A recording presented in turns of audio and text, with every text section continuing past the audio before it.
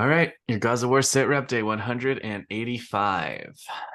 They are talking in Egypt, but as we will note when we talk about Nasrallah's speech today, we must not contribute to an atmosphere of optimism. I think was what he said. He tried to people try to create an atmosphere of optimism. We're not going to do that here. That's not why you come here. You don't come here for an atmosphere of optimism. So let's get into it. Well, obviously, John's here. You guys can see him on the other side of the screen. Hi, guys. Gaza. So I don't think we covered this, and you are gonna have a good time. Not a good time, but you are gonna have work to do on Wednesday because they said video is coming out of the Al Zana ambush at Khan Yunis. So that'll be tomorrow. They promised video tomorrow, just right in time. Right in time for your Wednesday breakdown. That ambush was several days ago now in Khan Yunis. The resistance reports that they killed 14 Israeli soldiers, several vehicles, and then they did an ambush of the second wave that came to relieve the vehicles. Yeah, it sounds like on the weekend there was at least 3 major operations that it was curious to see if there was going to be videos from. One of them, the Israelis described an ambush of fighters who came up from a tunnel in a destroyed building that the Israelis had thought was destroyed and came up and ambushed them and then went back down into the tunnel and returned to their base. So there's that operation as well. Yeah, the resistance said they killed 14. It's the Israelis have admitted at least 8 at this point, which is interesting. And of course, the resistance can't actually know who was killed. If you're just observing the situation, you can't tell dead from wounded. So right, unless sometimes you can make an educated guess, which I'm sure they were doing. There are new videos from Shifa too, which I assume you'll be showing. But there was a pretty stunning. I mean, just like it's like Hollywood is a joke, right? Like compared. I don't know how they keep making the videos better. The video from Shifa obviously was from at least a week ago from Islamic Jihad, because if you saw drone footage or any footage from Shifa, they basically just erased the blocks around the hospital that we talked about where all the attacks were, right? Where you rightly pointed out that the Israelis were willing to sacrifice their own soldiers in order to massacre people inside a hospital. Yeah. But yeah, the footage from Islamic Jihad today just is like the videographer, the cameraman is right behind the shooter at this distance that is just like, look at him. He's got his hoodie on. He pops out of the rubble and look, the cannon barrel is just staring straight at you. It's just, I can't believe this is real. I can't believe we live in a time where this is actually happening. Like the imagination that it would have taken to contrive something like this. And just shoot it like that is just incredible. That angle's incredible. So that whole battle was just unbelievable. Just to say before we launch off into the day, just absolutely appalling crimes that are just unspeakable. And somehow Shifa got worse each day after the Israelis left. It was like discovering more and more horrors. And then the Israelis bragged about it. Like after Gallant, the defense minister's meeting with the southern commanders, his summation was, we're going to do raids like this. This is the next phase of the war, is do raids like Shifa, where we massacre like people who are too maimed to flee, and the hospital workers who stayed behind to look after them. And that's what they're telling their people they're proud of. That's what they want to represent the next phase of their war. And I just feel like that's just so far beyond even what we sit repped back in the day about it. It's just like, we were like, it looks like they're coming for the hospitals. Like, I was reporting that because you could see that they were moving towards the hospitals, but they were still at that point lying and saying, it was a command center, there was tunnels. They didn't even bother with any of that this time. Anyways. Yeah. So, but after that, after getting hit in Khan Yunis, they withdrew even more troops. They're saying there's one brigade at the Netzarim corridor. Yeah, so they And left one brigade along that corridor that divides the north from the south. They completely pulled out of Khan Yunis after four that's, months of but just destroying the place. that brigade is absolute sitting ducks. I mean, I've already seen reports of them getting hit by mortars today. Yeah, You yeah. have to reinforce that, or they have to leave too. What are they going to do? They're just going to get attrited to oblivion if they stay there. But yeah, Um, and this is I, the thing, we the, sit repped that corridor and how that's going to connect to the port. How are they going to defend the port? How are they going, like leaving Khan Yunis just implies that the Rafah invasion is not close, because you wouldn't give the territory back that allows you to attack Rafah from the north to the south. So it's just yeah, people need to understand this. Uh, yeah. So People need to Rafah has a understand this. bunch of I'm gonna show you a map. I'll just put Google Maps again. But territorial differences about Rafah is that it's at the widest section of the Gaza Strip. It's got population on the western edge of the city, like Tel El Sultan, those refugee so camps, like right along the board, like they're so further this is west. Khan Yunis. This Yeah, is Rafah. yeah. So and you can't invade from Egypt as And much then as you you got would the like Egyptian to. border, so that So yeah, this is not accessible. So they're gonna have to attack from here, from this way, yeah. presumably come along this road. But attacking from Khan Yunis would have been perfectly logical if they could have held on to it. So Yeah, and they've now people went home in withdrawn. Khan Yunis. Like that's the thing about Palestinians, right? The second, like almost literally, the Yeah, second, like they're right on the heels of the Israelis leaving Khan Yunis. They've gone back to their homes. yeah. Kids were going back to see if their tricycles are there. Hmm. People are, you know, dusting off their homes and are going to live in the ruins of their homes. Yeah, It's just like that. We haven't seen each other in a week, and the number of things that happened in this yeah. week. So you're right. The Rafa, the promise of Rafa is gonna be deferred again. Who knows for how long? But what will you can come back. I'm pretty confident that you're not going to come back to a sit rep where we say they've invaded Rafa. You're going to come back to a sit rep where we say it looks like Yeah. they're starting to prepare Yeah, for it'll take real weeks of for build an up. invasion of Yeah. Rafa. So they've done is move in the opposite direction. Um, they did assassinate a mayor today, just now, the mayor of Maghazi, which I think is a city in North Gaza or a neighborhood. In the middle camps, yeah. I didn't see that. Yeah, it was just happened just before we went on. Yeah, so here's Maghazi. Let me just put it up. Um, I mean, it Maghazi. just proves that there was no military purpose to the Khan Yunis Yeah, slaughter. no. And there's just no other way to describe it. The footage coming out of there is it's just unspeakable. And Deir el Balah camp, which was also very active fighting over the past several days, like just after the Shifa invasion. Also, I guess middle camps, yeah. Yeah. That's also a place where, as far as I could tell, the Israelis were trying to destroy buildings and they were getting killed. And they were doing that anyway. They were like, it's more important to detonate buildings than it is to protect our actual forces, Yeah. our They made actual all of military their assets. they made all of their soldiers like literally carry the munitions and Yeah. literally with their hands wire it up so that they could destroy more houses more economically Yeah.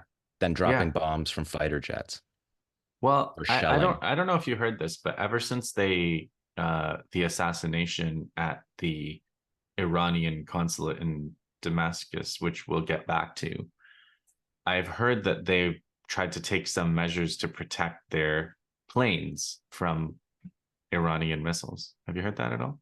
No, but that would make a lot of sense. Yeah, so they were worried about their planes, so they've been stepping up various alternatives to planes over the past few days.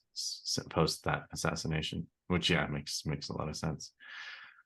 So they pulled out of the middle camps too, because their whole thing is they're saying, they were saying there's 4 brigades in Rafah and 2 brigades in the middle camps, and so they just left the middle camps, those brigades. I mean, whatever. We've talked about how ridiculous that terminology is. It doesn't have anything to do with the number of fighters. It's just the way that they're organized. So it doesn't have any indication about the actual progress you're making on a battlefield. Yeah, but that's all very interesting this weekend. They got hammered in Khan Yunis and left. And the minute they left, Palestinians went home, which hasn't happened in any other place right in this way, because people weren't allowed to go back to the north when they pulled out of Gaza City.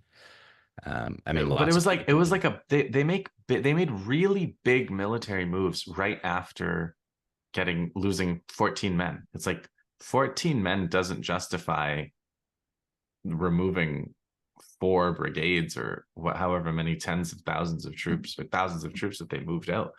It's like, my feeling was maybe they are afraid that their own troops will learn about these casualty events. Maybe they're worried about. So I mean, the timing is very interesting to have that multiple mass casualty events and then a withdrawal, and then for Palestinians to so quickly go back to Khan Yunis, just means that now the evacuation, presumably that they're presenting to the Americans, has to include Khan Yunis now. So it's a very complicated situation that the Israelis have left themselves. But as Nasrallah pointed out, these things may all be connected. Maybe. Okay, West Bank I want to do. So in Jenin, we heard a report of an attack from Jenin on settlement, Merav settlement. Today they commemorated Mahmoud Tawalbe, who died in 2002 in the famous Battle of Jenin.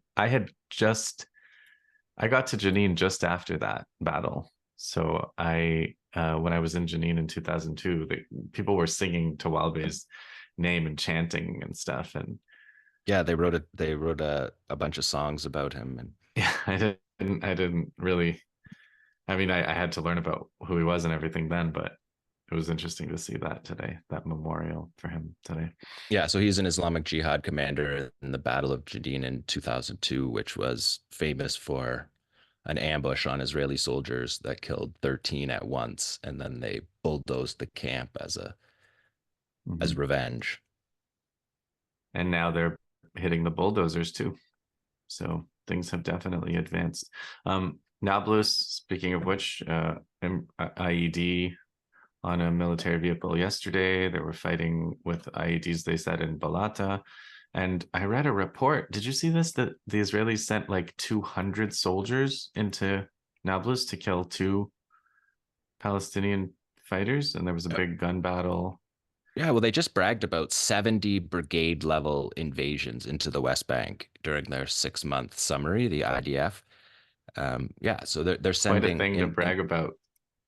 Literally sending thousands of troops into places that have populations like in the high hundreds. Yeah. So that's what they said. The report I saw was that the Israelis sent 200 soldiers, and so there was a long gun battle of 200 Israelis against these 2 fighters, these 2 Palestinian fighters, who held out for like 5 hours. Yeah.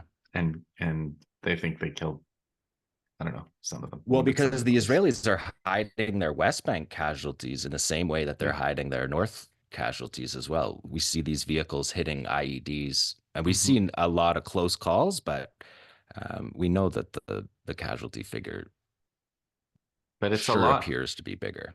It's a lot like the rockets, right? The calls get closer and closer because they only get better at these operations over time.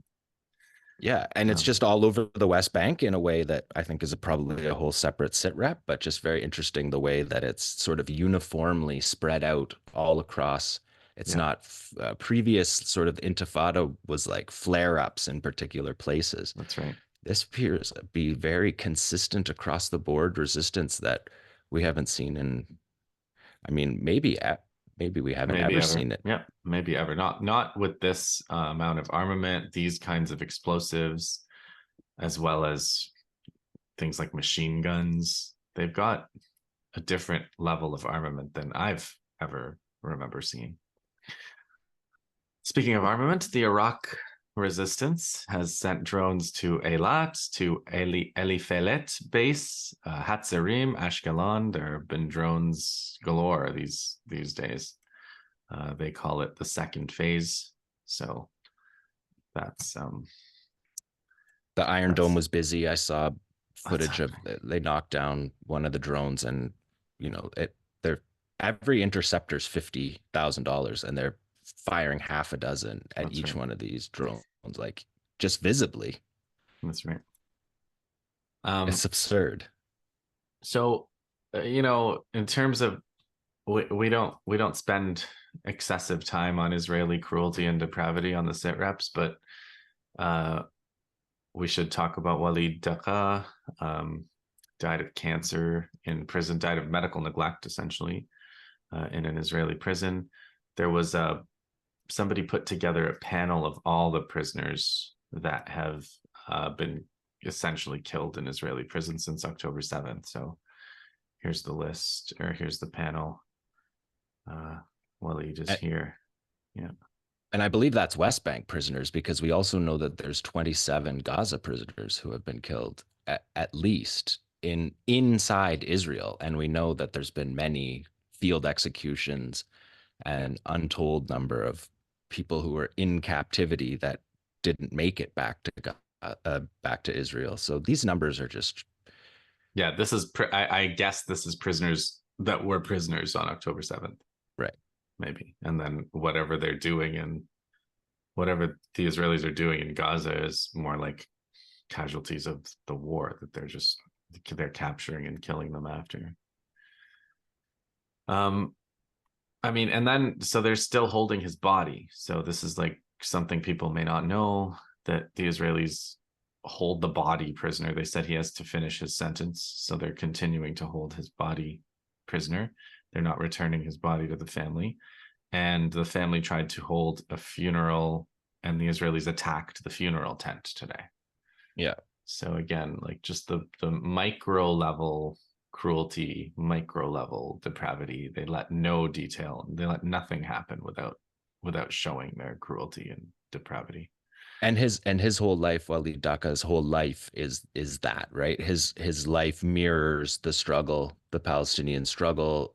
He was the crime he was charged with was capturing a soldier on a base just outside of a base to exchange for prisoners, and then that soldier was killed, and Daqqa spends the next 40 years in jail. And the sort of vengeance of the Israelis defines his whole case. He's left out of prisoner exchanges, out of like hatred and revenge, and so he ends up spending almost 4 decades and consistently in prison, becomes a leader inside the prison. He's a PFLP cadre, and this was their statement today. They called him comrade, leader, thinker, writer, and great theoretician of the Palestinian prisoner movement, which is a pretty nice thing to say. That's pretty high praise for a nation of prisoners, and just the way that the prisons are a parallel track of resistance, and he just embodied all of that, the way that he still wrote, the way he taught, his leadership in the prisons. It's part of the movement, and often they get out, and that's why 40 years he's the longest prisoner, because of prisoner exchanges, because of captured soldiers in circumstances that freed the prisoners. And he, whatever the Russian roulette of the way that it worked, he never got on one of those prisoner exchanges, and ends up basically being slowly tortured to death with cancer in prison. In terms of his theoretician role, I retweeted a tweet by Samara Esmir. I don't know Samara Esmir, but she's got this link to a Google Drive. Most of the writing is in Arabic, but there was a piece in English that I did see with some of his translation. But it says Walid Daqqa broke out from Israel's prison with his writings from the prison. He lives on in these texts. Find his published and forthcoming texts here. So if you look That's on great. Samara Esmir's Twitter feed or mine, you can get onto that Google Drive and see what his analyses were. I'm just looking at there's an article by Abdul Rahim Al-Sheikh from Birzeit University called The Parallel Human, Walid Daqqa on the 1948 Palestinian Political Prisoners. So he also wrote about. Yeah, so he wrote about the prison struggle, and the prison struggle is a crucial pillar of the resistance, and so that role is a significant role. But I'm like, apparently he wrote children's books too. So he was Wow. um, Yeah, a novelist. I saw some letters to his daughter that he wrote. Yeah, well, because he smuggled his seed out of prison. I don't know how else you say that, but just even that, he has a child from never having made contact from prison, and that vexed the Israelis as well. I suppose it did. So Nicaragua, I don't want to leave Nicaragua out of this. Nicaragua's taken Germany to court as an accomplice to genocide at the International Court of Justice. And I like this case because it's another legal bind for the West, right? Because it's different. Like the provisional measures are ordered against Israel, fine, and Israel never follows international law. So it's one thing for Israel to be like, the U.S. and Israel don't follow international law, so we don't care what you said. But Germany has a different relationship with international law. Germany is not that type of absolute power anymore that can thumb its nose at international law. So if the court finds that Germany has to stop selling arms to Israel, and then Germany joins the group of countries that just says, screw international law, we don't care. Well, it's another moment. It is another moment. It's another moment in history. It's another big move for the West to do that. So, I mean, I suspect Israel can do without Germany's weapons if it came to it. But yes, they can do without those other countries besides the US's weapons, but the precedent is they're freaking out about it. I mean, Canada didn't even do it, and the Israelis are really angry. And the Canadians did it for a similar reason, right? Because these international legal principles are technically embedded in our domestic laws. And they're not for everybody to thumb their nose at. Not everybody is America. Yeah.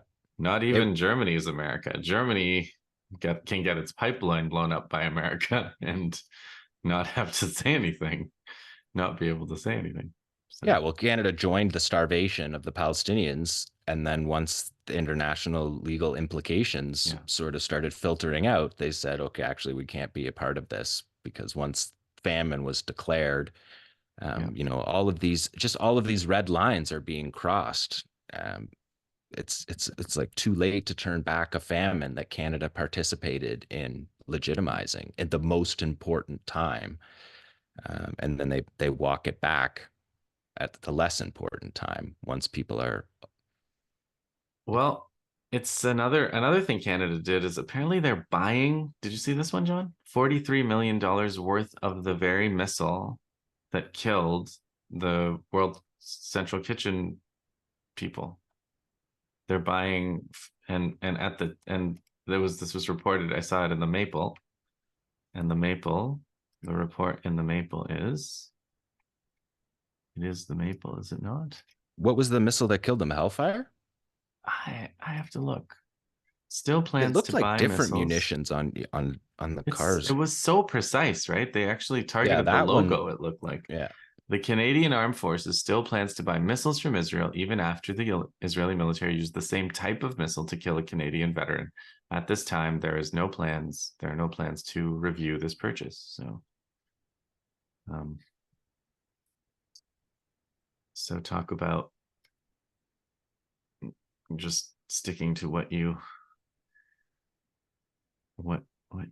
sticking to your principles. I think Canada, there's this famous Canadian diplomat who said we have our principles, but we find a way around them. The missile is called a spike missile, Oh, okay. John. Yeah. A spike missile fired from an Israeli drone.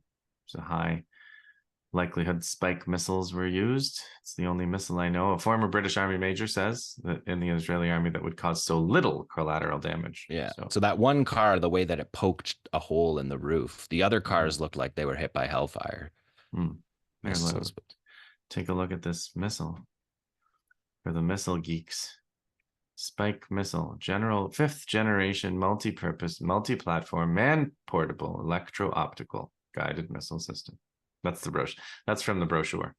Yeah, so that's the same missile system that Hezbollah captured in 2006 and reverse engineered, and they can fire them from drones. In these the subsequent generations of the system are drone launched. Well, we don't know if Hezbollah has drone launched ones. There's a lot of things we don't know about Hezbollah, especially today. Nasrallah said God only knows how we shot. We're getting ahead of ourselves. Sorry. Okay. Lebanon. Yeah, we might as well talk about Hezbollah now. They downed. So there's been attacks on the Golan Heights, Hanita, Kfar Shuba, Shaba Farms, Hadab Yarin with Burkhan missiles, Kfar Aza. So the usual report about, I don't know, 10 plus missile attacks per day, just steady as she goes. But the big news, which was also referred to by Nasrallah in his speech, was that they downed a Hermes 900 drone. I believe that's a $6 million price tag. Yeah, that's their flagship drone. I posted that video on my Twitter if people want to check it out. It's a pretty remarkable video.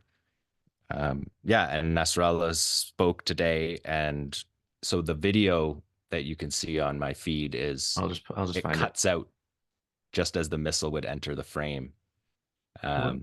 Where is it, John? Is it somewhere? Yeah, you've got the Shifa video. It was from this weekend. Khan Yunis. There you go. Hezbollah versus IDF Hermes. Let's put that up. Hezbollah versus IDF Hermes 900 over Lebanon. IDF said of the armed Elbit drone, it was hit and fell. Yeah, so the IDF confirmed that, and then that's the first Hermes 900 hit. And then, so the Hermes is the same class of drone as the Reaper and Predator that Nasrallah has been able to shoot down. And so it's pretty clear they're using the same missile, and they're not telling us what the missile is. But God only knows. According to Nasrallah, it's one of those things God only knows. That's well, the interesting thing about the missile is that it was intercepted. The Americans found out about its existence through the Yemeni naval blockade, and they found the missile parts, and they didn't find the complete missile. And so this has been another one of these things that we've been waiting for several years, 5 years now, to find out how many of them Hezbollah has. Yeah, and this is we are watching footage of the Israeli flagship drone falling out of the sky. Couldn't have happened to a nicer drone. So, okay, now we're ready for the main event, which is a breakdown of Nasrallah's speech today. I did a breakdown of his Friday speech, but today's speech was another really good one. So this was to commemorate the assassinated Brigadier General Zahedi from Iran. And it was, I don't know, it was good. It was good, man. It was moving. It was moving in the beginning. He said, we have a dilemma when someone like this is martyred, because if you kind of give them their due and remember them and all their deeds and accomplishments, you're basically showing the enemy how much they hurt us. But if you don't, if you try to hide that from them, then you're not giving them what they're owed. So that was kind of the way that he opened the speech. Because the Hezbollah assassinations are often, that's when we hear at all who these leaders are. And Nasrallah details their history. And so, yeah, Brigadier General Zaidi was his history is the history of fighting, and Nasrallah told that history. He didn't go to officer school. He Hmm. rose through the ranks as a fighter, and has been fighting for 40 years. Yeah. So he, you probably saw that figure where he said, the all the Gulf countries, all the Soviet Union, everybody was behind Saddam Hussein's attack on Iran in 1980. And he said, one Gulf country, I don't know which one, gave 200 billion to Iraq to fight Iran. And he said, if that had been spent on real resistance to Israel, maybe Israel wouldn't exist right now. Then he goes into Zahidi's history. He said Iran sent advisors. He was part of those advisors to Syria, to Lebanon, transferring experience. He said they did an evaluation of whether Iranian fighters would be needed, and they decided not. And that's really interesting in terms of how Iran operates, right? They don't send troops. They teach you how to fish. He said, lots of advisors died in Lebanon, but they were always there as advisors, instructors, transferring experience. And he said, Israel says the goal of all these strikes is to expel Iranian forces from Syria, and it's not going to happen. So, and he also disputed the idea that Iran is in charge of everything. Constant refrain, right? Iran is not in charge of everything. All of these countries make their own decisions, including Syria. And these advisors are not political interference advisors. They're resistance figures, which is, I think, is something that's interesting to note, because all of our Western advisors are, neck deep in political subterfuge. Yeah. In those countries, and that's why there's animosity towards that. And that he was trying to make the distinction about the advisors, the way the advisors operate, and just focus on the resistance keeps them out of the political yeah. It's swamp. that whole thing is so interesting in the sense that how far ahead the military integration or the military unity is from the political unity. So the Palestinian factions work seamlessly together in Gaza and increasingly in the West Bank, but the political factions, obviously the Fatah, the PA continues to be a huge source of disunity. So yeah, and he made that point that they don't pick particular factions to support. They support the resistance. That's just right. pretty classic Abu Hadi right there. Yeah.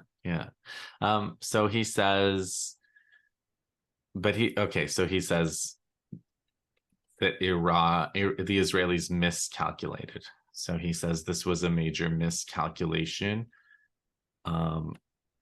because by targeting the consulate, it's not just an attack on Syria, it's an attack on Iran. And they thought that maybe it would just pass, but when you struck the consulate, you attacked Iran directly. And that's why he quotes the leader of Iran and officials to say that there will definitely be an Iranian response. Yeah, clearest things, two new aspects of this one, that it's Iranian territory and just the senior position of. Oh yeah, he mentioned the senior position of brigadier general, but yeah, I think said like Soleimani and Mughniya, like he was talking about like two of the most important pillars of the resistance of the last 40 years, and tying his name into all of these decisions, saying that he was the first person appointed by Qasem Soleimani, that Mughniya always chose him as an advisor, back and forth, their relationship. So Nasrallah is able to, that's how he does the speech in only 70 minutes. There's some kind of shorthand where they name the two most important pillars and just say, if he was in with these guys, you know what that means. There's an anecdote he tells about how Zahedi wanted to be fighting in Lebanon and repeatedly said, once my hair turns gray, I want to be a martyr. and he told Nasrallah, this is the story Nasrallah tells, is he said, I want to be there on the front lines in Lebanon, and Nasrallah told him no. Nasrallah told him several times, and Nasrallah had to go and get other people involved to make sure he wasn't allowed to be there. Well, Nasrallah says that he said yes because he couldn't say no, and then he said no in all the other ways, and it was just one of those interesting things where Nasrallah could just make you laugh about something in the middle of a super intense speech that, in some ways, is like, "Is this World War III?" And that's kind of what he was saying. He was saying that that the level of this assassination is the kind of thing that can trigger that, and that was he was making the case that the Americans, I think the foolishness was the idea that the Americans weren't signing off on this particular gambit. But then he makes the point that the U.S. drives Israel, and that the Israel lobby is a fiction. We'll come to that. Did I skip ahead? Yeah, you skipped ahead a little. There's a few things I want to do first, but yes. But by the way, before we get to that, there was an American today who said basically it's a legitimate the Iranian consulate's a legitimate target. An American spokesman. He said Mike Turner, chairperson of the House Intelligence Committee, said the Iranian consulate was a legitimate target, which I would have advised against doing that, because that's just a congressman, though. I guess, but he speaks for.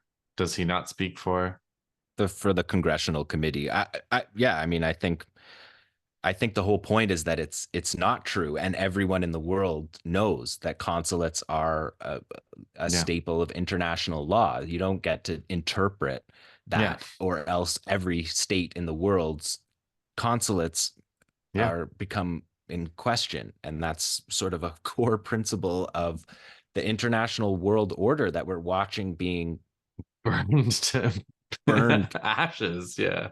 Okay, so then Nasrallah takes the glasses off.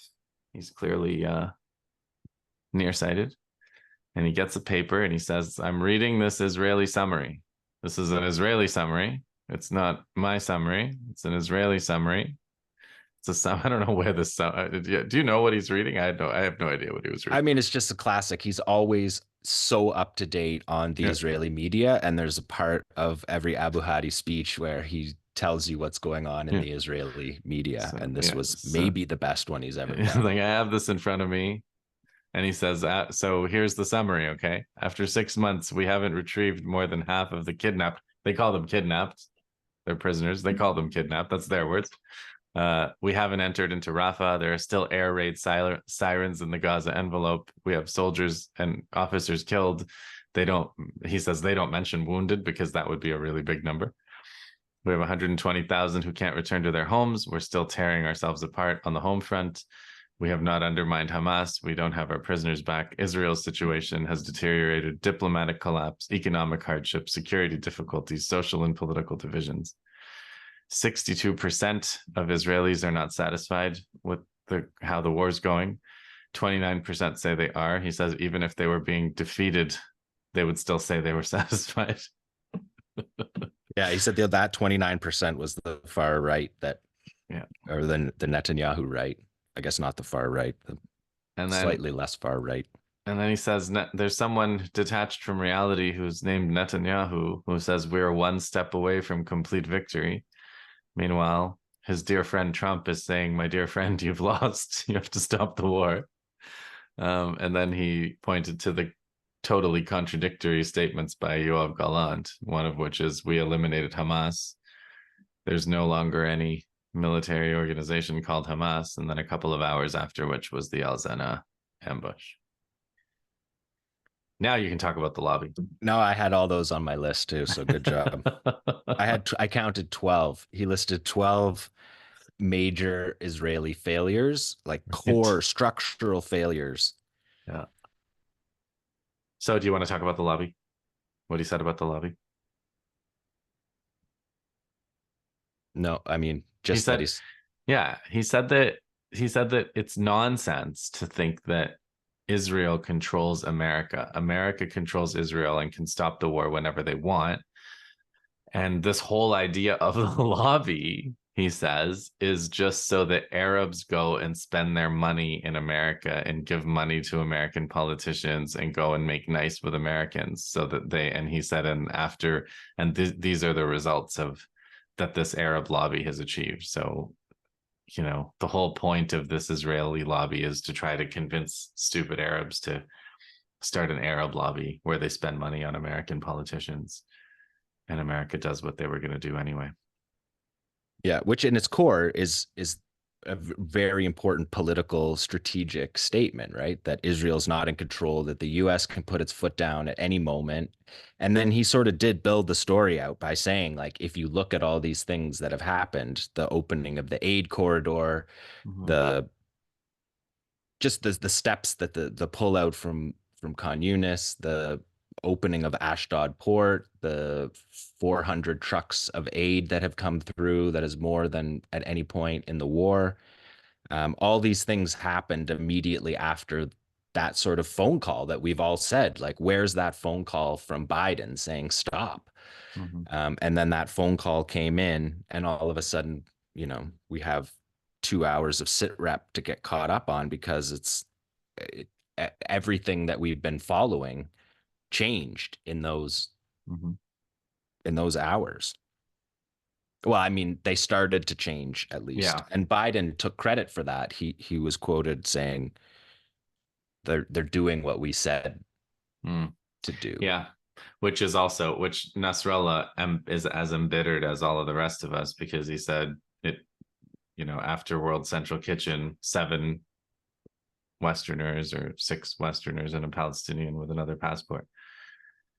And Biden makes this call because showing that he didn't care at all about 33,000 Palestinians being killed. Yeah, but he cares about the 6 foreigners whose diplomatic corps all contact Biden saying what's going on, start putting pressure on that. And he said it really, yeah, he said it really, really sour, like 15,000 kids have died, and it took 6 U.S. aligned aid workers to change U.S. policy. Yeah, I mean, but you know, I've been putting forward on these sit reps the idea that it's kind of a interpenetrated ruling class as opposed to America pulling the strings or Israel pulling the strings. So, you know, Hassan Nasrallah, if you're listening, please give that some thought. You know, I know you've got the America pulling the strings thing, but I just think, you know, I don't necessarily think that these things that Biden making the call proves that America pulls the strings, in the sense that Biden is subject to the same forces that Netanyahu is. So, well, he started to say Biden is actually now being impacted, that Israel's damage is so much that Biden's political future is in doubt, which is, again, just a very obvious point that Nasrallah is somehow able to tie all these things in this like casual delivery, right? Like it's not like he's lecturing at you or yelling at you. He's just tying all these things together. And I think that the so much happened on the weekend, it gave him a lot of fodder to say these things are directly connected in a way. But he also said, we don't know. Right? Yeah. He left some room for doubt. But he also said, so this optimism thing I said at the beginning, he said, you know, now that there is real pressure, but Netanyahu is also aware that even if there is just a real ceasefire, that's a defeat. That's a defeat for Netanyahu, and it's a defeat for Israel. So he will do everything to avoid it. So he says, even though they haven't achieved anything, there's all these 12 failures.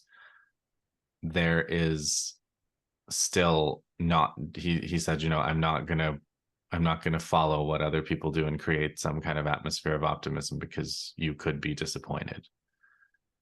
And he said he didn't have any connection.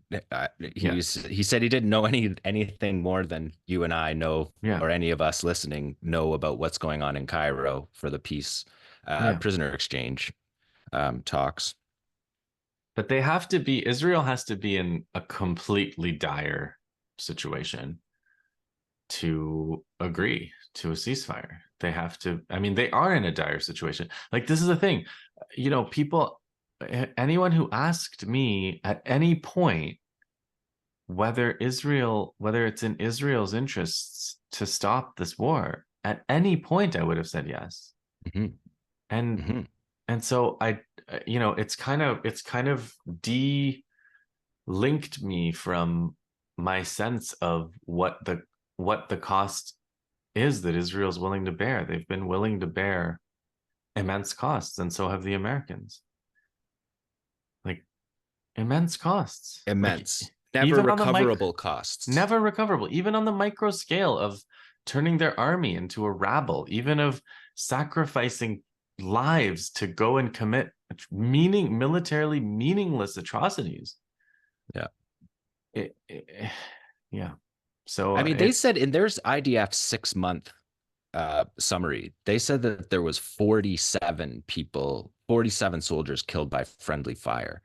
So they're just in there killing each other with making TikTok videos. Like, that's what that means. Like, friendly fire, Yeah. they didn't accidentally shoot at each other. They're in each other's tanks. That's the whole thing. They never dismounted. They were never in firefights where they would shoot each other by accident. These guys were blowing each other up with their making TikTok videos and having shrapnel hit them. And I mean, I don't know if that number seems ridiculous, because if they're lying about their other casualties, of course, that just makes, if 50 out of 250 were killed by your own people, that should be a mark of military shame. But they just throw that number in this tally of, like, we carried out 32 bombing raids in Gaza and we killed 47 of our own people. I don't know. That friendly fire is always just an interesting statement. It's not clear what they think they're saying by that. Are they saying that the resistance was less successful? Yeah, they would rather tell Israelis that they killed their own people than to admit to Israel through inept. Yeah, it's a very, very interesting society at this point. So, and then he gets into the Hermes 900. He says this is their flagship product of Elbit Systems, and he doesn't say how they shot it down. He said, they might know. He says he kind of admits they might know. He says they might know how we shot it down, but we're not gonna be the ones to tell them. So let them wonder. And then he said something pretty cheeky. He said, Israel has said that shooting down this drone is a red line. And he said, who said we don't cross red lines? So, I mean, it's just it's just unbelievable that Israel, all of what they're doing right now, and they call downing a drone a red line. I thought that I had that same thought. I thought, can you imagine a society that conducts field executions, slaughters children, slowly starves them, has prisoners of its own that it's not willing to save, that it's not willing to exchange prisoners for, and it calls the downing of a drone a red line? Yeah. I mean, the resistance seems to be indicating that there may be as many as 70 prisoners that are dead, Israelis that are dead, that could have been saved by a diplomatic solution by the Israelis that wouldn't have. I mean, it doesn't even preclude that diplomatic, like, they're not even making smart decisions for, like, a basic statecraft. No. And I think that that's the thing that's really got us. We keep saying it on the sit reps, but I just think of this war, that's something that just truly surprised us. The level of the depravity and the fact that they're willing to let it just completely rot out this military.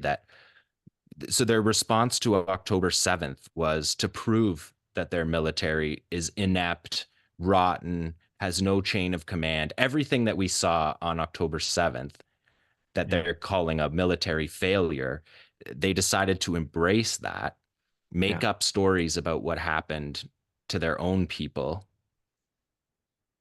Turn it Yeah, into an it's just instruction manual. I mean, I was reading, I did a sit rep a while ago on the 1967 war and the 1973 war between Israel and Egypt and Syria. And like, Ariel Sharon was a field commander. Like those guys were good, like they were bad people. yeah, They had yeah, bad ideology. They were racial supremacists, but they had a professional. yeah. Yeah, Sharon was a respected military leader in Palestinian society Yeah, with pure hatred, right? yeah, But yeah. a respect for his, at least for his military. And now that it's just, I don't know. I don't know that Sharon would have done Shifa like that. Like while like let his own troops get slaughtered all around so that they could go and commit this orgy of atrocities inside the hospital.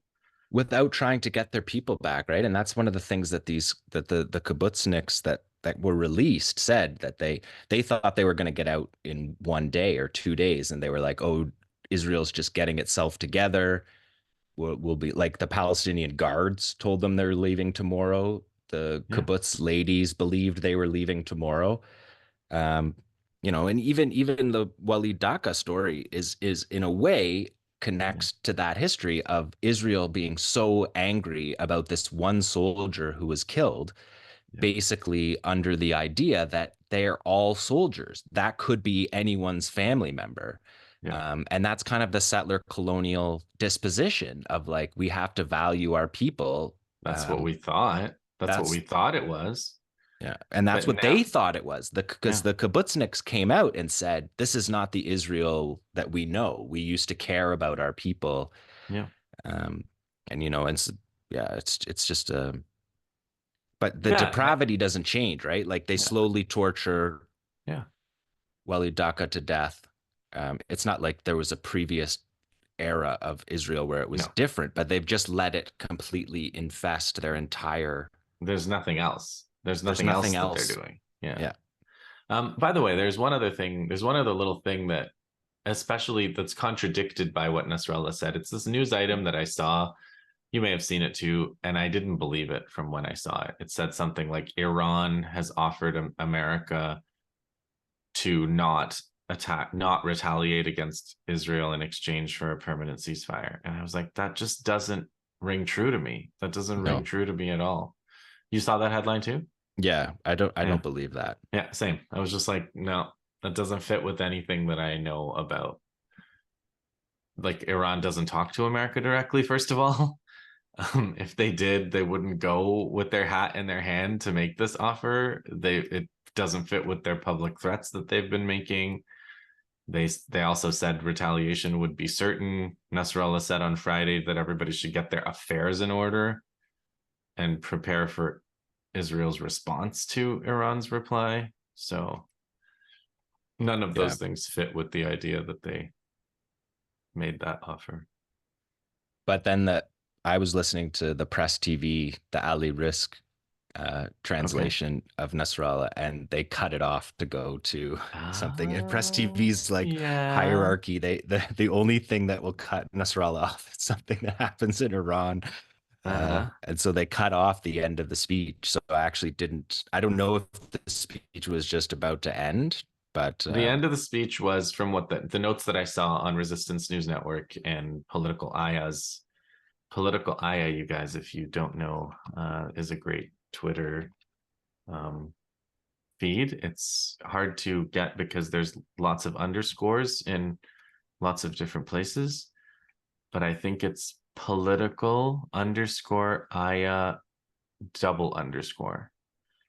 And Aya, whoever they are, always does a thread about Nasrallah's speeches every time there's a speech. And at the end of that thread, and Nasrallah has some choice words to say about people in Lebanon who want to blame Iran or blame Hezbollah or say so he was addressing someone who said something along the lines of it's not up, it shouldn't be up to Hezbollah to go to war, it should be up to the state of Lebanon whether Lebanon goes to war. And he was like, so in 1975, did the phalangists decide, did they leave it up to the state to go to war? No, you went to war, you started the war in 1975. So he gets into some pretty deep Lebanese internal politics, but it's basically to say like, you don't have the legitimacy to criticize our resistance decisions, is what I took from it. Yeah, and he said in his last speech that they aren't trying to start a war to destroy Lebanon. Like he acknowledged that, right? Mm-hmm.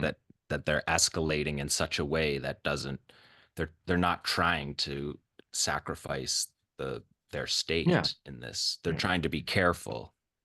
Right. But the thing, the all of the hints that I've been seeing from Iran after the assassination of Zahedi is that their intention appears to be to retaliate directly against Israel. Because they kept saying we could retaliate many different ways indirectly, but you attacked Iran directly, so now you have to be punished. Yeah, that feels like a high bar. I don't know. Yeah. Iran hasn't responded to a lot of these assassinations. I mean, it's also like the Americans let Israel do it, right? Like when they killed Soleimani, the Americans killed Soleimani, which is like less, how do you put it? Like that's less inflammatory than letting the Israelis do it in a way. Yeah. And more inflammatory than, I mean, just in rank, but yeah, I mean, not to split hairs, but they're both senior generals, but one is the senior general. Yeah. But like, I don't know. It seems to me that America's more sensitive about hitting Israel than they are about hitting like American bases or whatever. Yeah, I mean, the Americans have a lot of targets in the Middle East. If Iran was going to respond, there's many very damaging ways to respond. I don't know. But why did they? But they let Israel do the attack on Iran directly. Yeah. Well, that was not what the foolish part was. It seemed like he was saying that the foolishness was that maybe the Americans weren't as in on this as yeah. I don't know. I don't know, man. I don't know. Yeah, they're so integrated, it's difficult to be making these distinctions. Yeah. Although when the Israelis pulled out of Khan Yunis, the Americans claimed they had no idea that it was coming. John Kirby looked like a fool at the press conference. He was like, well, they said they're leaving to rest and refit. He was just like, Kirby, after all these months, was just like, well, I don't know. We don't know anything. We don't know. We're not like, that's their thing, right? They're in the war cabinet. We're investigating. We don't know what happened at the hospital. We're investigating. We don't have all the details yet. Let's let the investigation take its course. The Americans are in the Israeli war cabinet. They sit in the war cabinet. Yeah, there's photos, right? I saw a photo of that somewhere with the Americans. It's a really remarkable thing that didn't get. It's a long table with Americans on one side and right. I think it was it's a Sri Lankan writer that I really like, Indica or something. He calls them the Ismericans. Whatever they say in public, the Ismericans are having meetings about massacres. They're doing PowerPoints about poets to assassinate. They're keeping daily journals of dead journalists, and aides bring them kill lists. So I guess this is a meeting. This looks like Israelis and Americans just sitting together. Heartwarming, multicultural meeting. Yeah, well, Israel had to put a war cabinet together because the state was in shambles and the government doesn't have any credibility going into the war. There was a completely divided state. So they had to create a war cabinet that had the other parties and that had some generals involved in it. And the Americans are in that. It's just a remarkable level of integration. I mean, they're all integrated. But this is truly integrated. Yeah, well, that's what I got. What do you got? Anything else? No, I think that was it was an 8-page of Yeah. 8 pages Yeah, of Nasrallah notes. you start taking notes and you just don't stop. I just don't think there's no analogy to him, to Yeah. Nasrallah, to the way that he speaks, the way that he covers the events, the ways that if you just listen to his talks and you were in Lebanon, that you would be edified by them. Yeah, You would pretty be well informed. learning. Yeah. Yeah. Well, Chavez was like that. But didn't he do He's it for kind of like 7 hours? 4 hours. Yeah. Yeah. Yeah, So he didn't have Nasrallah the is conversation. he's always saying, I don't want to get too ahead of myself Yeah. here because I don't want to waste your time. Yeah, It feels actually like that's Chavez different than did that Castro too. and Chavez did that too. He would Chavez. be like, okay, look, I know we don't have much time. Didn't he do whole days? Like he would do like Yeah, a whole I day was in show? several whole day press conferences of Chavez's. Yeah. And But then it didn't Castro feel. used to give 4-hour speeches like Yeah, routinely, right? yeah. There's something about the economy of The words, the way, concision. yeah, that he does, and just like a popular way. He doesn't use the fancy military terms. He just tells you straight like it is, and it's just an interesting. Um, I mean, just the product of Israeli assassinations. To imagine the Israelis at some point in Hezbollah's history were like, you know, let's kill the leadership until Nasrallah is the leader. Is just It's just the Yep. logic of the Israeli just strategic stupidity. Yeah. So, you know, the same conclusion that Nasrallah has. It's Israel is not in a good position right now, but that does not mean that a ceasefire is coming anytime soon either. So it's No, just the continued deterioration of the situation on all fronts. yeah, it's difficult to see a ceasefire because the ceasefire has to be a comprehensive deal Yeah. for their soldiers, for Israel's soldiers to get released. Yeah. There has to be a final ceasefire, which is Yeah. actually something that Nasrallah said that we didn't mention, the Qassam principles that they have stuck to this whole time about the Israelis withdrawing. Yeah. Let's hold up 4 fingers. Comprehensive ceasefire, full withdrawal, everybody returns to where they were displaced from, and humanitarian aid completely without restriction. Resistance imposed conditions. And then the prisoners we can talk about. So Hamas is like, we can talk about the prisoners however you want, we can negotiate, but those 4 are not. No deal that doesn't have all 4 of those is gonna happen. Yeah.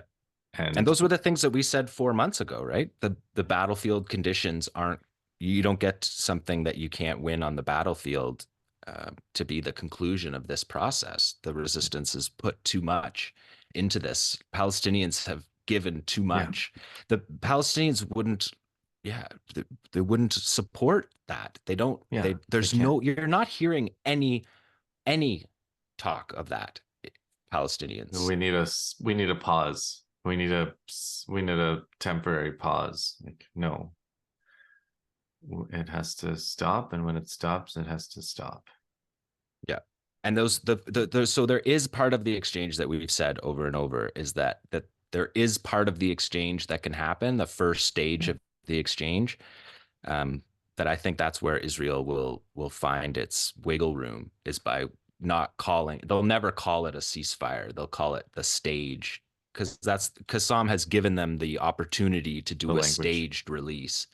And so that language will be what I think where we'll find. Yeah, but if they want to have a clause where they stay, or a clause where they keep their troops in the corridor, or a clause where they can bomb at will or whatever, it's not going to fly. And it's not even clear that they're doing that. Like, it's not clear that the Israelis are in the buffer zone. It appears that they have in the south at least. They left the fence. They drove through the fence. There's going to be growing. I'm predicting here on day 185 that there's going to be growing pressure on that brigade that's in the corridor right now. And the American ships are going to arrive any day now. The first ships are going to arrive. There was a story in the Washington Post with all the defense sources quoted, and they said, like, we're flying the plane as we're building it. Like, they have no idea how this pier is going to function. There's 1,000 American troops on their way to this corridor that the Israelis just simply don't show any indication that they can hold that corridor indefinitely. Yeah, this is not a week where you would want to be that brigade, that Israeli brigade.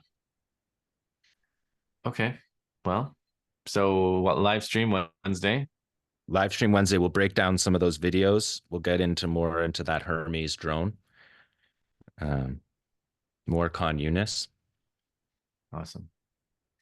Okay, I don't know when I'll be back. Depends what happens tomorrow.